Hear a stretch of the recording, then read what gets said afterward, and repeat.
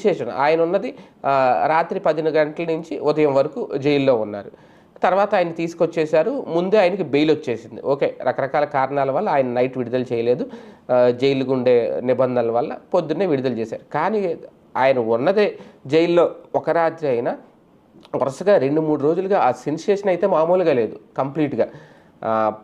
అల్లు అర్జున్‌కి ఆ వ్యక్తి ఆయన పరామర్శించాడు, ఈ నాయకుడు పరామర్శించాడు, ఆ నాయకుడు రకరకాల చర్చ అయితే నడిచింది. అయితే ఇందులో పరామర్శించడం ఓకే, అందరినీ ఆయన వెళ్ళి కలవడం ఓకే. కానీ పవన్ కళ్యాణ్ గారు కలవలేదట, అతి పెద్ద వార్త అయిపోయింది అది.